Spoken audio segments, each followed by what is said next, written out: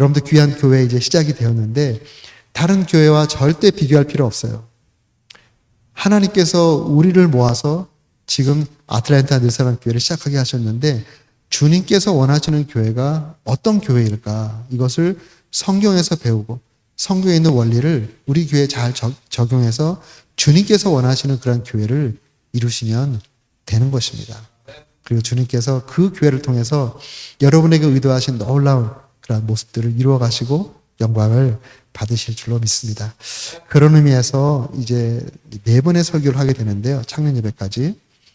초대 교회, 그리고 순서대로 오늘 첫날은 예루살렘 교회, 처음 개척된 예루살렘 교회, 또 내일 저녁은 두 번째 거점이 되었던 안디옥 교회, 그리고 2차 전도여행 앞서 개척이 되었던 빌립보, 주일날 빌립보 교회, 그리고 바로 그 다음에 개척이 되었던 데살로니가 교회, 이 4교회를 순서적으로 보면서 그 교회를 통해서 우리가 배울 수 있는 것이 무엇인가 함께 배워보고 또 우리 교회를 함께 기도하는 그런 시간 되었으면 좋겠습니다. 오늘은 이제 그 예루살렘 교회를 통해 한번 생각해 보겠는데요. 예수님께서 부활하신 후에 제자들하고 40일을 계셨습니다. 40일 동안 계속 계신 것은 아니지만 이 땅에 40일을 머무시면서 제자들에게 나타나셔서 3년 동안 제자들을 가르쳤던 그 내용들 가운데 아주 중요한 것을 제자들에게 말씀하셨습니다. 거기 사도행전 1장 3절에 하나님의 일을 말씀하셨다라고 이렇게 하나님 나라의 일을 말씀하셨다라고 기록하고 있습니다. 사도행전 1장 3절에 보면 그가 고난받을 후에 또한 그들에게 확실한 많은 증거로 친히 살아계심을 나타내사 40일 동안 그들에게 보이시며 하나님 나라의 일을 말씀하시니라. 하나님 나라의 일이라고 번역을 했지만 원어에 보면 하나님 나라에 관하여라는 뜻입니다. 앞에 how라는 about, 그 다음에 하나님의 나라. 하나님 나라에 관해서 제자들에게 다시 한번 가르친 것입니다. 예수님의 설교 시작과 마지막이 하나님 나라입니다. 하나님 나라. 하나님 나라의 복음, 하나님 나라를 세우는 거, 회복하는 거, 이런 하나님 나라에 대한 그 말씀, 예수님 설교의 전체 주제거든요. 이제 마지막 40일 동안 제자들과 함께 계시면서 하나님 나라에 대해서 이제 말씀을 하시고, 그리고 이제 그들을 떠나실 때 이렇게 말씀하셨습니다. 그들에게 이렇게 분부하셨는데요. 예루살렘을 떠나지 말고 내게서 들은 바 아버지께서 약속하신 것을 기다리라. 요한은 물로 침례를 베풀었으나 너희는 몇 날이 못되어 성령으로 침례를 받으리라. 성령이 임하실 테니까 하나님 아버지께서 성령을 부어주실 것을 약속하셨으니까 성령이 임할 때까지 기다리라 라고 이렇게 말씀을 하셨습니다. 때가 되면 너희가 성령으로 침례를 받을 것이다. 이 성령으로 침례받는 것, 이 사건이 어떤 사건이 되냐면 결국 교회가 개척되는 그러한 사건이 됩니다. 교회가 생기는 것, 이것은 예수님이 이 땅에 오셔서 품었던 꿈입니다.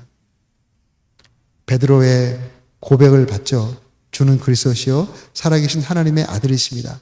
예수님의 정체가 아주 정확하게 드러난 첫 번째 그 장면에서 마태복음 16장에 나오죠. 첫 번째 장면에서 주님께서 그 고백을 받으시고 이 반석 위에 내가 내 교회를 세우겠다. On this rock I will build my church. 이 반석에 내가 내 교회를 세우겠다. 우리 주님께서 말씀하셨습니다. 이것은 주님의 꿈이죠. 주님의 꿈. 주님의 꿈이 언제 이루어지냐면 주님께서 하늘로 올라가시고 아버지께로부터 받은 성령을 부어주실 때 그 꿈이 이 땅 가운데 이루어지는데 그것이 바로 신약 교회의 탄생입니다. 그래서 교회의 탄생은 곧 성령의 사건입니다. 성령께서 이 땅에 임하실 때 신약 교회가 탄생이 된 것이죠. 이 말씀을 받은 제자들이 열흘 동안 열심히 기도했습니다. 열심히 기도했을 때 오늘 본문 읽으신 것처럼 사도행전 2장 1절부터 4절에 나온 말씀처럼 그들이 또 기도하기 위해서 모였을 때 성령이 그들 가운데 임합니다. 그러면서 예루살렘 교회가 탄생하게 되는 것이죠. 우리 교회가 탄생되는 것, 교회가 만들어지는 것, 교회가 개척되는 것, 어느 교회에서 문제가 있어서 아유 이 교회 정말 못 다니겠다. 몇몇 마음 맞는 사람이 나와가지고 우리끼리 교회 한번 해보자. 이렇게 교회는 탄생되는 게 아닙니다. 교회의 개척은 철저하게 성령의 사건이에요. 성령께서 교회를 개척하시는 것이지 사람들이 자기 기호에 맞는 몇 사람 모여가지고 우리도 교회 하자. 이래가지고 탄생되는 것이 아닙니다. 지금 아틀란타 늘사랑 교회가 탄생이 되었는데요. 이 교회가 탄생된 것이 그저 몇몇 사람들의 이런 그 인간들의 생각으로 탄생되지 않았을 거라고 저는 믿습니다. 성령께서 정말 역사하시고 또 목사님을 이곳까지 보내주시고 그래서 성령의 사건으로 교회가 개척된 줄로 믿습니다. 그래서 성령 충만의 성령의 사건으로 교회가 개척이 되었고 그리고 또 교회는 성령 공동체입니다. 초대교회가 지금처럼 신학교가 있어서 좋은 목사님을 배출하는 것도 아니고 지금처럼 무슨 건물이 있는 것도 아니고 무슨 프로그램이 좋은 것도 아니고 그런데 신약교회가 아주 강력하게 아무 크리스찬이 없는 기독교 문화가 하나도 없는 곳에서 교회들이 개척됐잖아요. 계속. 그 교회들이 계속 개척돼 왔던 그 드라이빙 포스가 딱 두 가지예요. 두 가지. 하나는 성령의 강권적인 역사입니다. 초대교회에 성령의 강권적인 역사가 있었기 때문에 교회가 개척되고 부흥된 것입니다. 두 번째는 그 성령의 충만을 받은 사람이 서로가 뜨겁게 사랑하고 헌신했기 때문에 교회가 개척되고 성장한 것이에요. 그건 지금도 똑같습니다. 지금 교회 개척할 때 누가 재정을 많이 대주고 건물 세워주고 그리고 무슨 프로그램 다 갖다 심어주고 도움은 되겠죠. 도움은 되겠는데 하나님께서 원하시는 강력한 교회는 그렇게 개척되는 것이 아닙니다. 가장 중요한 것은 성령의 강권적인 역사 그리고 그 성령의 강권적인 역사에 붙들림 받은 사람들이 뜨겁게 사랑하고 뜨겁게 헌신할 때 이 시대에도 동일하게 초대교회처럼 교회가 세워지고 그리고 이 교회가 영향력을 발휘하는 놀라운 역사가 일어나게 되는데요. 그 시작이 바로 오늘 함께 읽으신 본문의 말씀입니다. 성령이 임하시면 세 가지 현상이 일어납니다. 저는 이제 우리 늘사랑 교회가 이 사도행전 처음에 개척된 이 예루살렘을 통해서 성령 충만하게 되는 그러한 모습을 꼭 배우고 그러한 모습이 나타나기를 주님의 이름으로 축복합니다. 성령이 임하시면 어떤 현상이 일어나는지 같이 한번 보시겠는데요. 여기 2장 1절에 보면 오순절 날이 이미 이름에 그들이 다 같이 한 곳에 모였더니 그들이 한 곳에 모인 이유는 기도하기 위해서 이제 모인 것입니다. 모였을 때 그들이 아마 기도했겠죠. 기도할 때 2절 말씀에 호련히 하늘로부터 급하고 강한 바람 같은 소리가 있어 그들이 앉은 온 집에 가득하며 그들이 기도하기 위해서 이렇게 앉았는데요. 거기에 강한 바람 같은 소리가 임했다. 여기 성령님을 메타포가 있잖아요. 그 중에 가장 중요한 메타포 중에 하나가 바람입니다. 바람. 루아흐, 바람 또는 호흡. 바람 같은 소리가 있었다라는 것은 성령이 이미 임했다는 것입니다. 성령은 영이잖아요. 영. 성령이 임했는데 바람 같은 소리가 있었다. 그 소리를 들었다는 것이죠. 이거는 물론 물리적인 소리 있을 수 있습니다. 성령께서 임하셔서 어떤 우리가 물리적인 귀로 들을 수 있는 파장이 있는 물리적인 귀로 들을 수 있는 소리가 있었을 수도 있겠지만 사실은 그것보다 더 중요한 의미는 바람 같은 소리다라는 이런 표현을 봤을 때 성령이 임하시면서 이 육으로 들리는 소리가 아닌 영적인 귀가 열리고 영적인 하나님의 음성을 듣는 그러한 영적인 귀가 열리는 그런 현상이 일어났다라고 이렇게 생각할 수 있겠습니다. 성령이 임하면 우리의 육적인 오감이 있잖아요. 외부의 정보를 안으로 받아들이는 감각이 있다고요. 감각. 그런데 영적인 감각이 열리기 시작합니다. 성령이 임하셨을 때 영적인 감각이 열리고 민감해지는 것입니다. 그래서 성령께서 이제 그 초대교회에 성령이 임하시고 성령께서 하나님이 주시는 감동이 들려지기 시작하는 것이죠. 그런 역사들이 일어나게 됩니다. 여기 이러한 성령의 사건이 있은 이후에 베드로가 그 오순절 설교를 하잖아요. 그때 600년 전쯤에 예언된 요엘의 말씀을 들어서 지금 성령이 임한 사건을 말하고 있습니다. 그때 뭐라고 말하냐면요. 하나님이 말씀하시기를 말세에 내가 내 영을 모든 육체에 부어주리니 너희의 자녀들은 예언할 것이요 너희의 젊은이들은 환상을 보고 너희의 늙은이들은 꿈을 꾸리라. 그때에 내가 내 영을 내 남종과 여종들에게 부어주리니 그들이 예언할 것이요. 성령이 그들에게 임하면 성령의 임함과 함께 하나님의 말씀이 임한다는 것입니다. 예언한다는 것은 하나님 말씀을 말한다는 것이죠. 하나님 말씀을 말할 수 있는 것은 하나님 말씀을 받았기 때문에 그렇습니다. 들었기 때문에 그런 것이죠.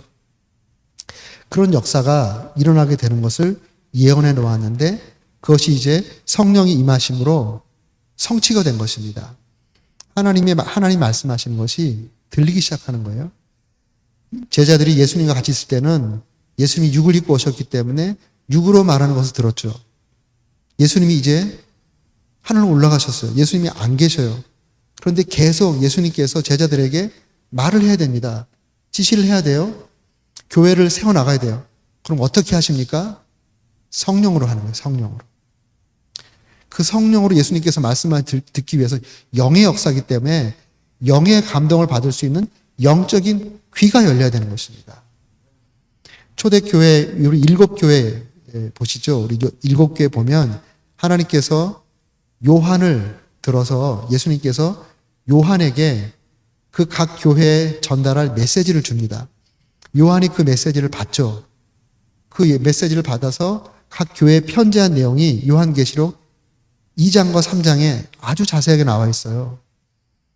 그래서 그 내용을 보면 첫 번째, 예를 들어서 에베소 교회에 보내는 것이다. 그러면 그 에베소의 말씀을 전하시는 예수님이 어떠한 모습으로 나타나셨는지 예수님에 대한 디스크립션이 있어요. 그 다음에 그 교회를 향한 책망과 칭찬의 메시지가 있습니다. 그리고 마지막 부분에 마지막 한 말이 있어요. 7교회가 다 똑같이 예수님께서 전달한 메시지를 받아서 요한이 전달했습니다. 그런데 메시지는 다 다르죠. 사대교회에 대한 메시지, 또 버가모에 대한 메시지가 다 다릅니다. 그런데 마지막에 똑같은 말이 나와요. 그게 귀 있는 자는 성령이 교회들에게 말하는 음성을 들을지어다. 이게 예수님께서 교회를 인도해 가시는 방법입니다. 예수님 안 계시잖아요. 주의 종을 통해서 주님의 메시지를 주시죠. 지금은 이제 성경이 완성됐기 때문에 성경 말씀을 통해서 주의 종을 통해 메시지를 주십니다. 주의 종이 이것을 잘 들어야지 제대로 전달하겠죠. 설교자의 가장 첫 번째는 말하는 것이 아니라 듣는 겁니다. 성경 본문을 통해서 하나님의 음성을 듣는 것. 이것이 첫 번째 작업이에요. 두 번째가 전달하는 것입니다. 그러면 교회는 성경을 통해서 주시는 예수님의 말씀을 들을 수 있는 영적인 귀가 열려야 되는 거예요. 영적인 귀가 열리지 않으면 사람의 말로 받게 되어 있습니다. 강단에 나오는 설교를 저 목사님의 말로 받을 수 있어요. 그런데 성령이 역사하고 그리고 영적인 귀가 열리면 저 목사님 입을 통해서 말씀하시는 하나님의 음성을 듣습니다. 제가 창립 예배 때 데살로니가 교회 말씀을 이제 4번째로 전하려고 하는데요. 그 말씀의 핵심이 바로 그것이에요. 귀가 열려야 되는 것입니다. 우리 개인적인 우리 성도님들, 우리 특별히 목회자도 주님과의 친밀한 관계 속에 성령 충만함 가운데 성령의 감동을 받을 수 있는 성경의 역사든지 성경이 완성된 이후에 기독교 역사를 봤을 때 하나님께서 귀하게 썼던 주의 종들의 공통적인 특징이 있어요.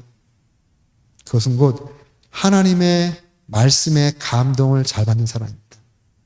어떤 분들은 성령의 감동, 하나님의 음성을 듣는, 이건 좀 조심스러운 말이고요. 성령의 감동을 잘 받는 사람들. 바로 이러한 사람들 통해서 하나님께서 큰 일을 이루어갔어요. 목사님 입장에서는 그걸 잘할 것이고 또 성도 입장에서는 강단 통해서 교회에 선포되는 하나님 말씀을 성령의 기쁨으로 도를 받았다. 데살로니가 교회처럼 성령으로 인해서 영적인 귀가 열리고 나를 향하신 하나님의 말씀으로 받을 수 있는 그 은혜가 있을 때 그 성도님이 더 건강하게 성장하고 그러한 교회가 바르게 성장하게 되는 것이죠. 안디옥 교회 이제 말씀을 나누게 될 텐데요. 안디옥 교회가 그들도 상상하지 못했던 놀라운 역사를 이루죠. 최초로 선교를 하는 선교 전초 기지가 된 것입니다. 그런데 그들이 우리가 선교를 한다, 선교의 전초 기지가 되겠다 전혀 몰랐어요. 그들이 딱 한 가지 한 것은 그들이 주를 섬겨 금식할 때, 금식하며 주를 섬겨 예배드릴 때거든요. 금식하면서 예배드릴 때 성령께서 그 성령께서 교회하는 말씀을 들은 거예요. 바울과 바나바를 따로 떼어놓으라. 내가 시킬 일을 위해서 따로 떼어놓으라라고 하는 성령의 음성을 교회 공동체가 들었어요. 그래서 그거에 순종하기 위해서 금식하면서 기도했죠. 그리고 안수하며 보내니까 그것이 인류 역사상 최초의 2명의 선교사를 파송하는 그 사건이 되어버린 겁니다. 교회도 교회다운 그러한 일을 이루고 또 건강하고 영향 있는 교회로 성장하기 위해서는 교회 집합적으로 성령의 음성을 들을 수 있는 영적인 귀가 열려야 되는 것입니다. 우리 개인도 퍼스널리티가 있잖아요. individual personality라고 한다면 corporate personality가 있어요. 교회도 사람들이 모였는데 집합적인 인격이 있습니다. 그래서 교회가 공동체적으로 얼마큼 성숙해 있나 아니면 아직 어린가 이것이 다 이렇게 결정이 됩니다. 그래서 교회가 공동체적으로 성장하고 성숙해 가야 되는데 그 중에 중요한 것 하나가 교회가 성령이 충만해서 영적인 귀가 열리는 거예요. 안디옥 교회처럼. 영적인 귀가 열리면 성령께서 말씀을 통해서 기도 가운데 마음껏 말하실 수 있어요. 그러면 그 말씀을 듣고 그 말씀에 순종하면 하나님을 경험하게 되고 경험하는 것만큼 믿음이 성장하고 믿음이 성장한 것만큼 더 큰 헌신도 하고 더 큰 헌신이 담보가 되어서 더 큰 하나님을 경험하면서 더 큰 믿음의 자리로 나아가고 이런 선순환을 타는 역사가 일어나게 됩니다. 그런 역사를 우리 베르사랑 교회가 이제 시작부터 이 예루살렘 교회처럼 성령에 충만하신 가운데 여기 계신 한 분 한 분이 영적인 귀가 활짝 열려서 하나님께서 말씀하시는 그 하나님의 감동, 말씀의 감동을 개인적인 음성으로 받고 공동체적으로 하나님의 음성을 받고 공동체적으로 헌신하는 그런 놀라운 역사가 있기를 주의 이름으로 축복합니다. 아멘. 두 번째가 여기 말씀 보면 3절 말씀에 마치 불의 혀처럼 갈라지는 것들이 그들에게 보여 각 사람 위에 하나씩 임하여 있더니 또 성령님을 메타포하는 중요한 것 중에 하나가 불입니다. 불. 그러니까 성령님 하면 잘 모르잖아요. 그러니까 우리가 알고 접하는 메타포를 써서 우리에게 설명해 주는데 하나가 바람, 두 번째가 불입니다. 여기서도 불로 임하신 성령님에 대해서 이제 우리가 말해 주는데요. 마치 불의 혀처럼 갈라지는 것들이 그들에게 보여. 굉장히 중요한 단어입니다. 그들에게 보였다는 것이죠. 각 사람 위에 하나씩 임하였더라. 여기서 말하는 성령의 불이 우리가 느끼는 물리적인 불이었다면 초대교회 성도들은 다 똑같이 특징이 하나 있을 거예요. 다 윗머리가 없겠죠. 다 불이 붙어가지고 뚜껑이 다 없을 겁니다. 근데 그러진 않았을 것 같아요. 그러면 여기서 이 불의 혀처럼 갈라지는 바로 이것을 봤다는 것은 영이신 성령께서 역사하는 것이 보였다는 것이죠. 이건 무슨 말씀입니까? 영적인 안목이 열렸다는 것입니다. 영적인 안목. 우리 사람에게는 두 가지 안목이 있어요. 눈으로 보는 안목이 있는가 하면 두 번째는 영적인 안목이 있습니다. 영안이라고 영안. 육안이 있고 영안이 있고 또 어떤 사람이 심안도 얘기하더라고요. 마음의 눈. 그것도 얘기할 수 있겠어요?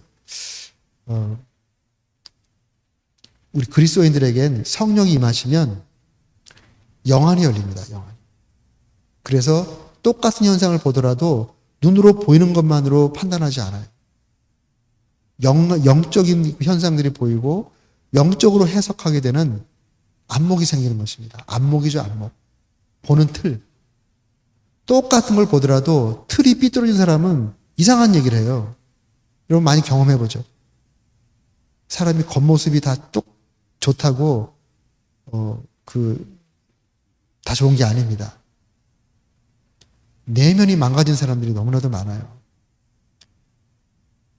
이게 하드웨어와 소프트웨어를 제가 얘기를 해본다면 하드웨어가 아무리 좋아도 소프트웨어가 고장나버리면 그거 못 쓰는 겁니다. 못 쓰는 거. 사람들은 근데 외모를 보잖아요. 조건, 생김새, 가진 거 다 외모적인 것이죠. 근데 정말 중요한 것은 그 사람의 내면입니다. 그 인생을 풀어나가는 그 내면의 소프트웨어 프로그램이 어떻게 되어 있나. 이거에 따라 그 인생이 펼쳐지는 거예요. 그런데 그런 것들을 보는 안목이 열리는 것입니다. 역사를 볼 때도 그냥 역사의 지적인 눈으로 보는 것이 아니라 영적인 안목으로 지금 하나님께서 어떻게 역사를 운행해 가시는구나 이런 걸 보는 거예요. 교회를 바라볼 때도 겉에 보이는 와 건물이 크네, 와 많은 사람들이 모이네, 와 뭐 재정이 어마어마하네, 이거 다 겉모습이에요. 겉모습. 정말 중요한 것은 그 교회 공동체 안에 성령께서 지금 어떻게 운행하고 있는가. 그 공동체는 성도님들이 얼마나 성령님께 민감하고 하나님의 인도하심 가운데 전적으로 코드가 맞춰져서 하나님과 같이 움직이는가. 이것이 더 중요한 것입니다. 그런 안목이 열리게 되는 것이죠. 스데반 집사가 성령의 충만을 받잖아요. 그가 순교당하는 그 자리에서도 예수님 같은 그런 말을 합니다. 예수님 같은 말을. 저들을 용서해달라고. 아니 돌에 맞아서 죽어서 얼굴이 막 거의 피투성이가 되는 그러한 상황 가운데 저들을 용서해달라고 그래요. 용서해달라고. 저들이 하는 것을 알지 못하니까 용서해달라고. 그래서 성경 그의 얼굴이 천사같이 변했다. 어떻게 이런 능력이 나타납니까? 보고 있었기 때문에. 보고 있었기 때문에. 성경을 제가 읽어볼게요. 사도행 7장 55절 56절에 보면 이렇게 말합니다. 스데반이 성령 충만하여 성령이 임하셔서 그의 눈이 확 열려버린 거예요. 스데반이 성령 충만하여 하늘을 우러러 주목하여 하늘이 보는 겁니다. 하나님의 영광과 및 예수께서 하나님 우편에 서신 것을 보고 성경이 말하고 있어요. 보고 말하되 보라 하늘이 열리고 인자가 하나님 우편에 서신 것을 보노라. 내가 지금 그것을 보고 있다. 라고 이렇게 말합니다. 그가 순교당하는 자리에서 자기의 돌로 치는 사람들만 보는 것이 아니라 갑자기 영안이 확 열려서 하늘이 열리고 하늘 보좌가 보이고 하늘 보좌 옆에서 그를 맞이하려고 벌떡 일어선 예수님이 보인 거예요. 그러니까 육체의 아픔을 초월해버리는 것이죠. 그리고 오히려 그들을 용서해 달라고 기도할 수 있는 그 능력이 나오는 것입니다. 그 능력이 어떻게 발휘가 됐나요? 그 영향력이 거기서 증언자로 섰던 사울이라고 하는 청년의 얼음장 같은 마음이 찍찍찍 갈라지기 시작한 것이 바로 스데반의 죽음 현장입니다. 그리고 부활하신 예수님을 만나고 완전히 바뀌게 된 것이죠. 그런데 완전히 바뀌게 된 그 시발은 스데반의 죽음의 현장이었습니다. 그런 놀라운 역사가 일어나게 된 것이에요. 그리고 말씀한 것처럼 좀 전에 인용했던 것처럼 베드로가 설교할 때 성령이 임하시면 어린아이들이 예언하고 말씀을 듣고 말씀을 담고 말씀을 말하는 것이죠. 들리는 것입니다. 그 다음에 나머지 두 가지 현상. 청년들이 비전을 보고 아비들이 꿈을 꾼다. 꿈을 꾼다는 것은 꿈을 보는 겁니다. 꿈을 보는 것. 그래서 성령이 임하시면 보이는 역사가 일어나는 거예요. 비전은 여기서 성경에서 말하는 비전은 하나님께서 보여주시는 것을 보는 것이 비전입니다. 내 소망, 내 목표를 비전이라고 얘기하기 쉬운데요. 이건 세상 사람들이 하는 얘기예요. 똑같은 용어 쓴다고 우리가 헷갈리면 안 돼요. 우리가 만들어내는 비전은 없어요. 그건 다 자기 야망이고 자기 꿈이죠. 그런데 그리스도인들이 비전이다 라고 말하면 하나님께서 보여주는 것을 보는 것이 비전입니다. 청년들이 그게 되는 거예요. 성령이 임하면 하나님께서 보여주는 꿈이 보이는 것이죠. 지금 우리 목사님이 아틀란타까지 와가지고 늘사랑교회를 개척했다. 분명히 하나님께서 뭔가 말씀하셨고 교회에 대한 하나님의 꿈을 보여주셨기 때문에 여기 와서 자녀까지 데리고 와서 자기 인생을 거는 거 아니겠습니까? 하나님께서 보여주시는 것이 보여주신 걸 본 사람들 자기 목숨을 걸게 돼 있어요. 그래서 기도해야 됩니다. 하나님, 내가 주님 섬길 때 육의 눈으로 보는 것으로 신앙생활하는 그런 사람 되지 않고 믿음으로 비전으로 사는 사람, 또 비전으로 교회를 섬기는 주의 일꾼 되게 해주세요. 또 우리 늘사랑 교회가 같이 예배드릴 때마다 하나님의 비전이 보이고 또 그것을 같이 공유하고 그것을 위해서 같이 헌신하는 그런 놀라운 역사가 있기를 주님의 이름으로 축복합니다. 아멘. 제가 그 놀만교회 사역할 때 일화를 하나 말씀드리면요. 그때 사실 저는 이제 그 일본 선교사를 준비하면서 공부하고 있을 때예요. 그리고 박사과정을 공부하고 있을 때입니다. 그런데 갑자기 그 교회에 목사님이 1년 정도 사역하다 갑자기 이제 그만두게 되셨어요. 그러니까 강단이 빈 거예요. 그러니까 저희 이제 스승 되셨던 분이 저한테 연락이 왔어요. 그 교회 강단이 비었으니까 주말에 올라가서 설교만 좀 후임 목사님 모실 때까지 강단에 설교만 좀 해주면 좋겠다. 그래서 제가 공부하느라고 바쁘지만 또 기도해 보니까 교회에 설교자가 없다고 하는데 가야지 생각하고 이제 3시간, 한 3시간 15분 정도 걸리는 길을 이제 운전해서 가서 설교를 하게 됐습니다. 설교를 한 달 정도 했는데 그 교회에서 저를 담임 목사로 와줬으면 좋겠다 그러신 거예요. 제가 처음에는 제가 지금 공부를 하고 있기 때문에 담임 목사로 오기가 참 힘든 상황입니다. 그리고 또 일본에 있는 어느 교회와 이야기가 오가고 있었거든요. 그 교회에서 저를 이제 일본 선교사로 초청하는 그런 과정 가운데 있었어요. 그래서 제가 그거를 이제 말씀드렸죠. 이게 진행되고 있으니까 제가 담임 목사 수락하는 건 어려울 것 같습니다. 그랬더니 그러시는 거예요. 그러면 그 교회에서 일본에서 초청을 하면 그럼 선교사로 가시고 또 그럼 저희가 교회가 같이 기도하면서 같이 협력하겠습니다. 그런데 만약에 그것이 안 되면 우리 교회 담임 목사로 와주세요 그러는 거예요. 그랬는데 놀만교회에서 기도를 많이 하셨는지 일본 가기로는 계획이 취소가 되어버렸어요. 그러니까 전혀 준비가 안 된 채로 담임 목회를 하게 된 겁니다. 말씀드렸던 것처럼 담임 목회에 대한 준비를 전혀 안 하고 담임 목사가 딱 되니까 한 주 한 주가 얼마나 빨리 오는지. 주일날 예배 드리고 이제 됐다. 그리고 이제 공부 좀 하다 보면 어느 날 토요일이에요. 그럼 또 말씀 전해야 되죠. 너무너무 고통스럽더라고요. 그리고 제가 나이가 32살이었는데 그때 36, 7 이때는 대학원 박사과정 있는 그런 분들이 많아요. 저도 공부하는 학생이었고 그분들도 학생이었고 또 마치 서클처럼 운영되던 그런 교회였어요. 목사님이 거기 살면서 같이 목회를 하는 게 아니고 목회는 같이 사는 거잖아요.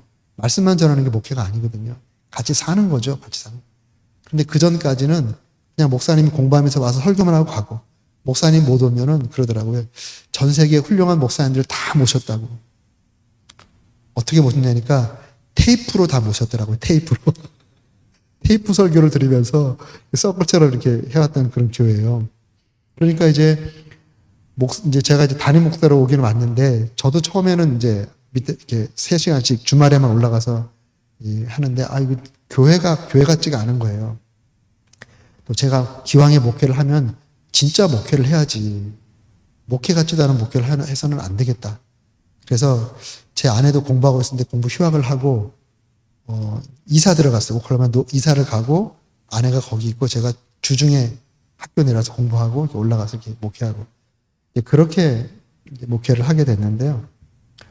한 1년 정도 목회를 했는데 교회가 변화가 없는 거예요. 그래서 저도 이제 헌신해서 했는데 변화가 없으니까 그때 변화 있은 이후에 우리 김영진이 오셨나? 정확하게 변화가 없어요. 그래서 막 이제 낙심이 되죠. 변화가 없으면. 그 목회자의 가장 큰 낙심은 교회가 변화가 없을 때 가장 큰 위기입니다. 가장 낙심되는 상황인데요. 저도 그게 낙심이 되더라고요.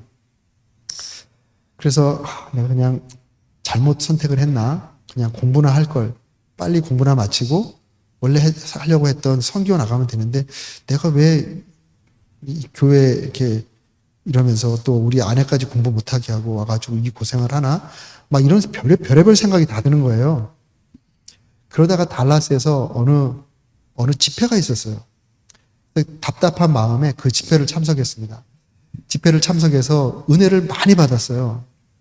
저의 문제도 깨닫게 되고, 그리고 이제 마지막 송이 가서 제자 삼으라 이 찬송이었어요. 그래서 제자 삼으라 이 찬송을 일어나서 눈 감고 막 찬양을 부르는데 갑자기 제가 분명히 눈을 감아서 앞이 깜깜한데 갑자기 환해지는 거예요. 제가 분명히 눈을 감고 있는데 앞이 환한 거예요. 그러더니 어느 장면이 딱 보이는 거예요. 그 어느 장면이냐면 오클라호마 주립대학교에 정문이 있어요. 정문. 로턴다처럼 쭉 이렇게 삥 둘러서 나가는 정문이 있는데요. 이 한편에 이렇게 이 문이 두 개가 이렇게 있고 가운데로 큰 이렇게 다니는데요. 그럼 기둥이 네 개죠. 문이 이렇게 돼 있으니까 이렇게. 이 마지막 기둥을 붙잡고 누가 무릎 꿇고 기도를 하고 있는 거예요. 그 환상에서. 야, 제가 가끔 가는 우리 학생들이, 우리 성도들이 다니는 학교 정문인데, 그래서 그러는 순간 갑자기 이 카메라 줌인 하는 것처럼 쭉 빨려오는 거예요. 그러더니 기도하고 있는 사람 옆모습이 쫙 보이는 거예요. 가만히 보니까 어디서 많이 보던 사람이에요. 저의 옆모습이더라고요. 저의 옆모습. 제가 거기서 그 기둥을 붙잡고 무릎 꿇고 기도하고 있는 걸 딱 보여주셨어요. 나네? 하는 순간 딱 다시 까매지더라고요. 없어졌어요. 그리고 이제 그날 한 10시쯤 집회가 끝났는데 한 3시간 반 드라이브 올라가니까 3시간 반 동안 제 집에 가면서 계속 기도를 한 거예요. 하나님이 정말 은혜를 주셔서 제가 그때 이제 방언을 열심히 할 텐데 방언으로 막 이제 받은 은혜 말씀도 있고 또 이 환상이 무슨 뜻인가 이거를 물으면서 3시간 반 동안 막 방언하면서 이제 드라이브에서 올라갔어요. 그런데 거의 이제 우리가 있었던 놀만 그 오클라호마 경기에 넘어서 한참 가는 그 순간에 갑자기 제 마음 가운데 성령의 감동이 임하는 거예요. 내가 너의 학생들이 다니는 길목, 가장 학생들이 많이 다니는 길이거든요. 그 길목을 영적으로 장악하지도 못하면서 무슨 목회를 한다 그러느냐. 책망하시는 거였어요. 그래서 본대로 하라고. 본대로 하라고. 그래서 제가 굉장히 도전을 받았습니다. 이제 제가 평생에 제 인생의 목표, 사역의 목표는 순종이거든요. 순종.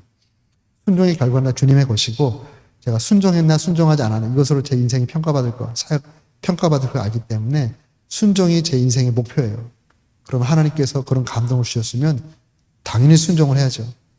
그래서 바로 다음 날부터 순종한다 생각하고 그 시간에 아니 그 장소에 가서 무릎 꿇고 기도를 해야지. 딱 생각을 했는데요. 거기 사람들 가장 많이 다니는 길이에요. 학생들이 가장 많이 다니는 길인데 거기서 낮에 무릎 꿇고 거기 붙잡고 뭐 기도한다고 있으면 5분도 안 돼서 폴리스맨 올 거야. 그래가지고 사람들이 없는 시간에 어떻게 가서 기도를 하면 좋을까? 그러다가 딱 생각난 것이 그럼 되겠다. 새벽 기도 가기 전에 30분만 일찍 일어나서 거기 가서 새벽 기도 시간에 기도하면 사람들 왜 없을 테니까 좋겠다 생각하고 새벽 기도 때 좀 일찍 일어나서 거기 가서 무릎 꿇고 기도를 시작했어요. 근데 첫날, 그것도 참 재밌는지, 첫날 기도를 하고 있는데 그 새벽에 조깅하는 친구들이 있더라고요.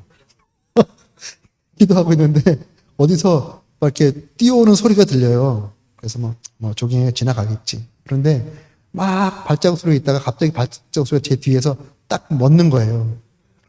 그러더니 저한테 Hey, are you okay? Are you okay? 그런 거예요. 제가 모르는 척하고 기도해야 되겠다. 계속 물어보는 거예요. 그래가지고 제가 고개를 딱 들고서 Yes, I do okay. 잊어버리시잖아요. 아주 브로큰 콩글리시를 하고 말았습니다. 그렇게 기도가 시작되었어요. 그래서 그때부터 새벽마다 가서 기도를 했습니다. 오클라호마 노만을 떠나기 전까지. 그 텍사스에 공부하러 내려갔을 때는 뭐 못하지만 오클라호마 있을 때는 새벽마다 그 자리에 가서 기도를 했어요. 제가 한 두세 달 기도한 다음에 교회에 얘기했을 거예요. 제가 거기서 기도하고 있다고. 그러니까 우리 김종대 우리 형제님의 동생의 남편이 지금 선교사로 계신데요. 그 동생의 남편 그 당시에 같이 일했던 동역자였어요. 그 형제가 목사님 그 사실입니까? 그러더니 진짜 기도하는 그 시간에 와서 보더라고요. 그리고 같이 프레어 마치를 했어요. 어느 일정 기간 동안에 그 시간에 올 수 있는 형제들 와가지고 로톤다를 돌면서 프레어 마치를 어느 일정 기간 했어요. 정말 놀라운 것은 그때부터 교회가 바뀌는 거예요. 그때부터. 똑같은 설교자, 뭐 미숙한 설교자, 준비되지 않은 설교자, 준비되지 않은 목회자, 똑같은 목회자, 똑같은 성도, 똑같은 상황인데 그 기도를 하는 순간부터 사람들이 바뀌는 거예요. 사람들. 너무너무 신기하더라고요. 제가 그래서 알았어요. 그때부터 알았어요. 아, 목회는 목회자가 하는 게 아니구나. 성령님이 하시는 거구나. 하나님이 하시는 거구나. 목회자는 하나님이 할 수 있도록 기도하고 하나님이 시키시는 일 순종하면 목회는 하나님이 하시는구나 라는 것을 제가 그때 배웠어요.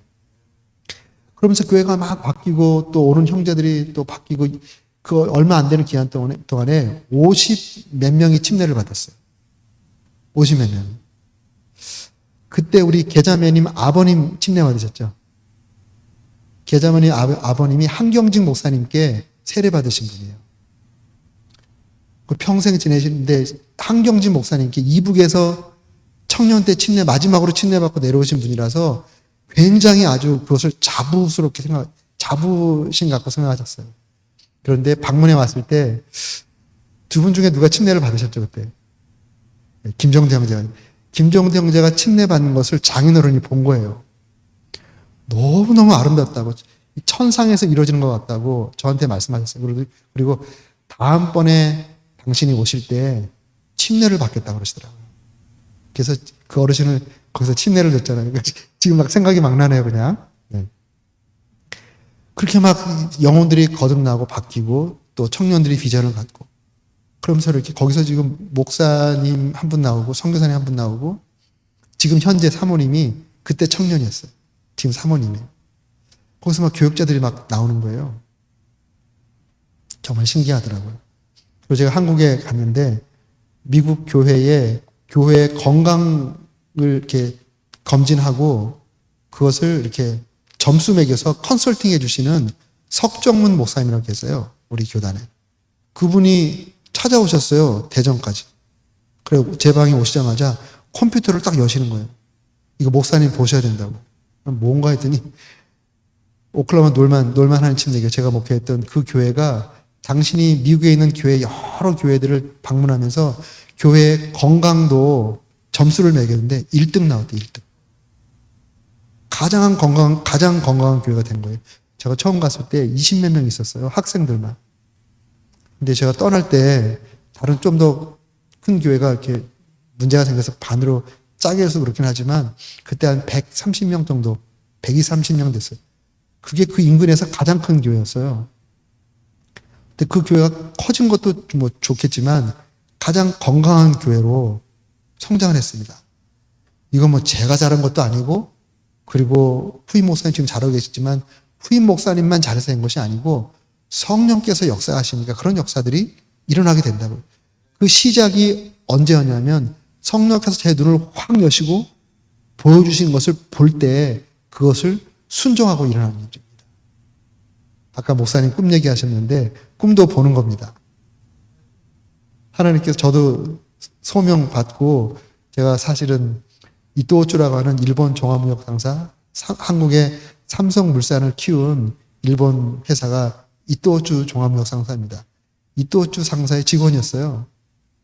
그래서 그 당시 87년, 88년도에 삼성 제 친구들이 받는 월급의 3배를 받았다.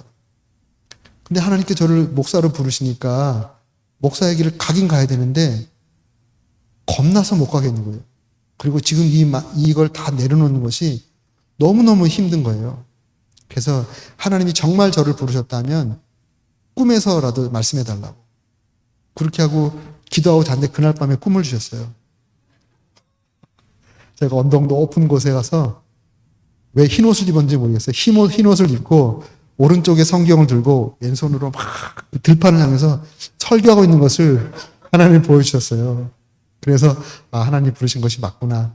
그래서 이제 다 내려놓고 이제 신학교 갈 수 있는 힘을 얻게 됐는데, 그래서 얼마 전까지 오른손에 성경 들고 왼손으로 설교했습니다. 저 오른손잡이입니다. 오른손잡이. 그런데 오른손 성경 들고 왼손으로 설교를 얼마 전까지 했어요. 하나님께서 이렇게 우리의 필요할 때 우리가 막 눈에 보이는 걸 추구하고 쫓아다니는 이런 신앙생활은 위험합니다. 그런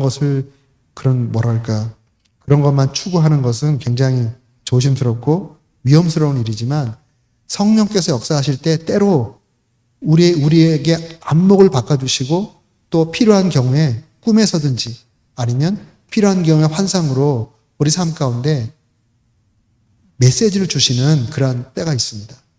그러한 메시지를 또 교회가 믿음으로 잘 받고 또 영적인 안목으로 보고 해석할 수 있는 그런 영적인 역량을 키울 때 예루살렘 교회처럼 정말 폭발적으로 성장할 수 있는 그런 역사들이 일어날 수도 있습니다. 그런 은혜가 있기를 주님의 이름으로 축원합니다. 아멘. 그리고 이제 마지막으로 또 보면 성령 임하시면 어떤 역사가 일어나냐면 4절 말씀에 그들이 다 성령의 충만함을 받고 성령이 말하게 하심을 따라 다른 언어들로 말하기를 시작하니라. 성령의 역사가 임하면 영적인 귀가 열려 하나님의 감동을 잘 받고 하나님의 말씀을 잘 받게 되는 역사가 있고요. 성령이 역사하면 안목이 바뀝니다. 영적인 안목이 생깁니다. 세 번째 성령의 역사가 임하면 언어가 바뀌어요. 언어가 바뀝니다. 그 사람의 언어를 들어보면 언어의 내용과 말하는 툴을 보면 이 사람의 내면을 좀 볼 수 있어요. 내용을 보면 이 사람이 어떤 생각을 하고 있는지 알 수 있잖아요. 그리고 말하는 투와 톤만 보더라도 이 사람의 성품과 인격이 어떻게 되는지를 얼추 알 수 있어요. 그런데 성령의 은혜를 받으면요, 말의 내용도 바뀌고 말이 은혜스러워집니다. 이렇게 바뀌는 거예요. 성령의 말하게 하심을 따라 말하다 그러잖아요. 성령의 말하게 하심을 따라 다른 언어들로 말하기를 시작하니라. 뒤에 보면 이제 난곡 방언으로 복음을 전하기 위해서 우리가 지금 하나님을 향해서 대신 방언하는 그런 방언이 아니라 다른 사람이 태어난 그곳의 언어로 지금 내가 말을 하는 그런 대인 방언이 지금 기적 같은 역사가 일어나게 되었거든요. 여러분 대인 방언 한번 들어보셨어요? 전 들어본 적이 있어요. 제가 늘사람께서 목회할 때요. 어느 날 새벽 기도를 막 하는데 어떤 분이 유창하게 일본어로 막 기도를 하시는 거예요. 우리 교회 저렇게 제가 일본말을 제가 부전공했기 때문에 일본 직장이고 그래서 일본말을 알아듣거든요. 근데 우리 교회에 일본말을 저렇게 잘하는 분이 계셨나? 나중에 이렇게 기도하는 게 보니까 어느 집사님인지 알았어요. 제가 나중에 이제 집사님께 물어봤죠. 집사님 언제 이렇게 일본어를 배우셨냐고. 네? 저 일본말 가다까나도 모르는데요. 가다까나도 모르는데요. 아까 기도하실 때 일본말로 기도하시는데 제가 일본말로 기도했나요? 그러더라고요. 너무 신기한데 정말 신기한 체험을 했어요. 근데 이런 것이 실제로 선교지에서 정말 극적인 상황 가운데 이런 현상들이 성령께서 원하시면 일어납니다. 일어나요. 그런 것도 아주 기적적인 일이지만 이제 이걸 통해서 우리가 생각할 수 있는 것은 우리의 입이 성령의 도구가 되는 거예요.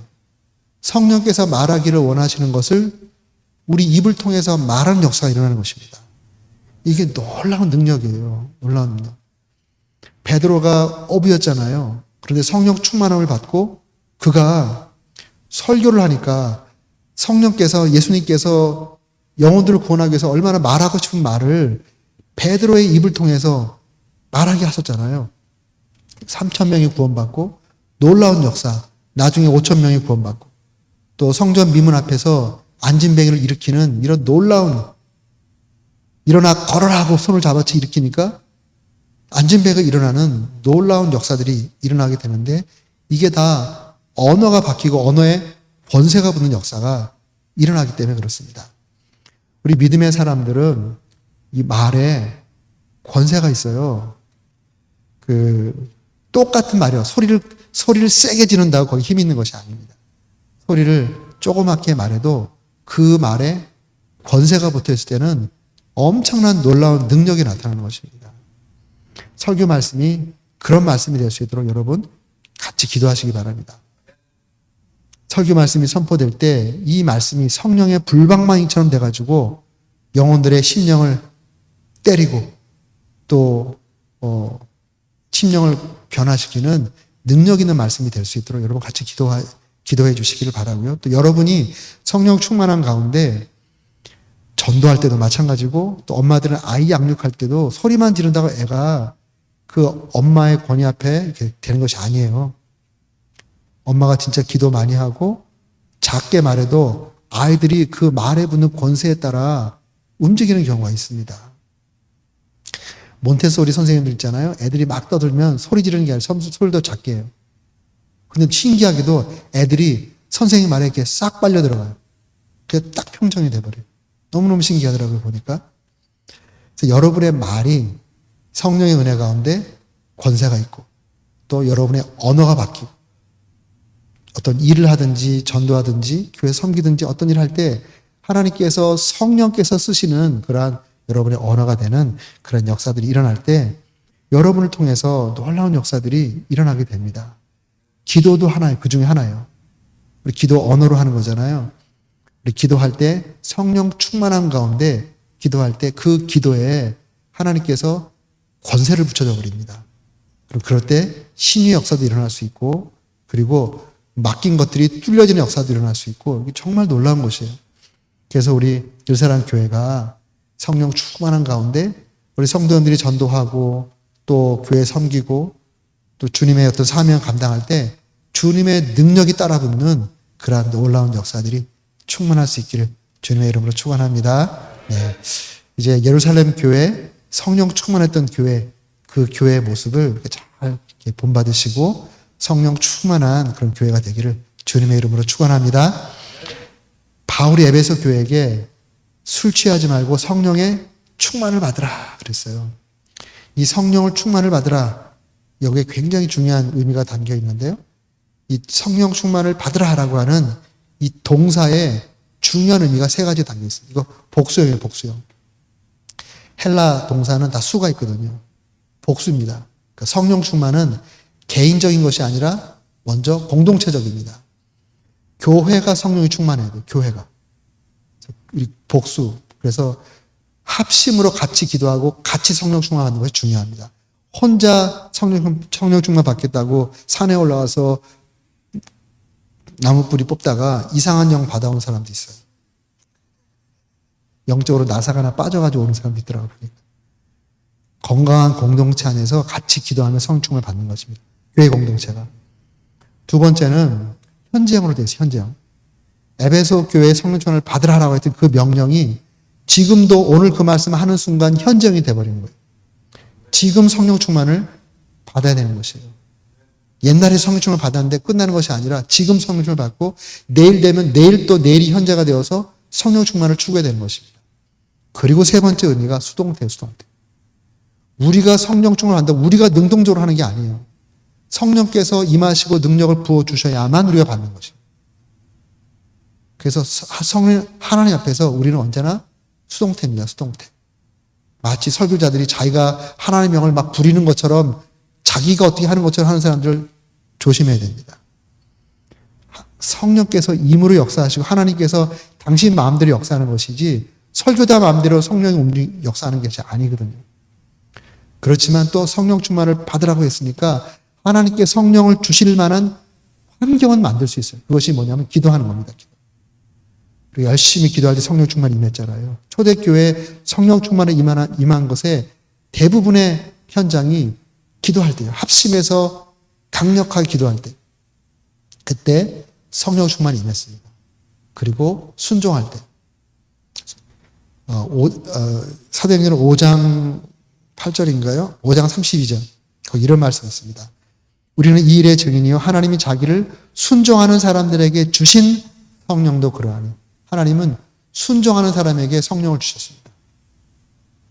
하나님께서 어떤 말씀을 하셨을 때 내 능력으로 할 수 없어요. 그렇지만 순종하려고 할 때 능력의 성령이 임하셔서 부족한 능력을 메이크업 해주시는 거예요. 그래서 성령 보여주십니다. 또 한 현장은 말씀이 임할 때 성령이 임합니다. 고넬료의 집에 가서 베드로가 설교할 때 그때 내가 말을 시작할 때 성령이 우리에게 임했던 것처럼 그들에게 임했다라고 보고하잖아요. 하나님 말씀이 선포되는 그 자리에서 진리의 성령께서 임하십니다. 하나님 말씀 우리 지성으로 받을 수 없어요. 지성으로 온전히 받을 수 없어요. 그렇기 때문에 하나님 말씀을 우리가 다 받을 수 있게 하기 위해서 하나님께서 하나님 말씀이 선포되는 그 자리에 진리의 성령을 보내십니다. 그래서 성령의 기쁨, 성령으로 도를 받을 수 있도록 하나님 말씀을 받을 수 있도록 도와주시는 거예요. 그래서 이 새 환경을 만드는 거죠. 기도하고 말씀 잘 듣고 말씀의 현장에 내 영혼을 노출시키고 그리고 하나님께서 말씀하시는 것을 순종하려고 할 때 그때 성령이 임하시는 것입니다. 우리 교회가 이런 새 환경을 잘 만들어서 하나님께서 마음껏 성령 부어주시는 것을 마음껏 받고 그리고 예루살렘 교회처럼 정말 강력한 그런 부흥의 역사를 이루시는 그런 교회 이룰 수 있기를 주의 이름으로 축복합니다. 네, 기도하겠습니다. 살아계신 아버지 하나님 감사합니다. 귀한 교회를 이곳에 세우시고 하나님의 거룩한 꿈을 이루어가게 하신 것 감사합니다. 예루살렘 교회를 통해서 성령의 충만함의 그 은혜를 마음껏 누릴 수 있도록 성령을 부어 주시옵소서. 찬양할 때 성령의 감동이 기름 부심 있게 하시고 말씀 들을 때 성령께서 임해 주시고 들은 말씀 순종하려 할 때 성령께서 능력으로 함께하여 주시옵소서. 아버지 하나님 이 교회를 통해서 성령께서 원하시는 일들을 마음껏 이뤄나갈 수 있도록 역사하여 주시옵소서. 감사드리며 예수님의 이름으로 기도했습니다. 아멘.